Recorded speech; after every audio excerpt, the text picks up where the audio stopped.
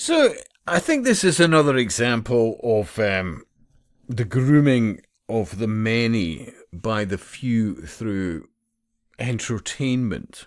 Yeah, especially sci-fi. You can think of so many sci-fi series over the decades where, all right, they're eating soya this or whatever that, and they're still ripped, and you know or was it, for example, let me think, 2001 Space Odyssey, it's a very blatant example of, trust this green stuff and whatever else, but, it covers all your protein needs and all your dietary needs and all the rest of it, rinse and repeat with so many sci-fi series. And I think by the 90s, the think tanks had worked out, well, we're going too hard on this, so certain iterations of Star Trek, all of a sudden there were a wee bit, or was it Voyager? You got one of the main characters starting to make more efforts in making foods, but the emphasis was on growing, and but it was all vegetation, meat. What?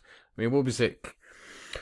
Was it Captain Janeway? And remember, she's on a ship that can travel at X amount of thousand times the speed of light or something, but apparently because of energy reserves couldn't replicate coffee. But even then, when you were thinking about it, it still ties into, well, just science will provide, even in the form of energy, it'll replicate whatever you were used to in the past, and we're more enlightened, even alcohol. Remember Star Trek, synthahol, etc. And for the very select few, characterful enough or based on their level of management, captaincy, whatever, they had a bottle of something that was real.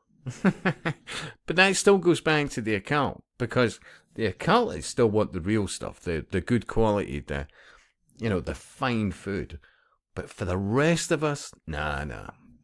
We're all in this collective. Hey, remember, be lucky that you hope to relate that the very people that you are working with, your shipmates, etc., is your life, and the pods and the collective living, and that this is something you should seek to embrace, along with a very basic standard of food, and be grateful for it.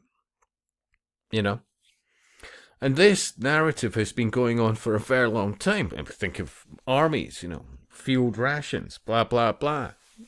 All the normalizing of, well, why are we here in the first place when you look at the bigger picture? After all, every country in the world is Masonically controlled. So why is people from one country fighting another and to kill them and all that, which ties into eugenics, and, even with Star Trek, name the iteration.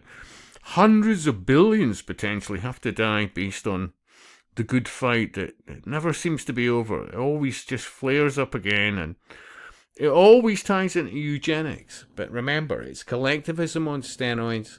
But when you're seeing councils now saying, hey,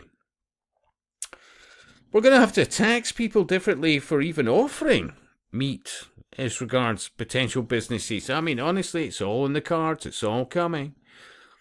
Maybe I should be doing more vids on, well, what are the occult elite like? Or the more obvious occultists, like Bill Gates, and his ilk, with quite literally super yachts and reams of staff and the best of absolutely everything. Yeah? Live like gods, but they're so focused on, everybody else living a really crap life. You've got to start asking yourself, what is that all about? They're not exactly practicing what they're preaching, are they? Really? And it's a running theme right through everything from government to councils to celebs and all the rest of it. They're quoting you. Hey, listen, quoting to you. We need to stop flying. Well, they're flying everywhere. We need to just, knuckle down, and it's Gaia, Mother Earth, while they're living most of their lives on yachts and the first class of everything, living like, while determined to turn everywhere to third world standards. That's all what you're seeing. The integrate when you're now seeing, and have been for years now, that people who have gone out to illegally enter our shores are being treated like gods. While we are being constantly demonized. There's a running theme here. And I look forward to when people start making the connections. And I'll speak to you soon.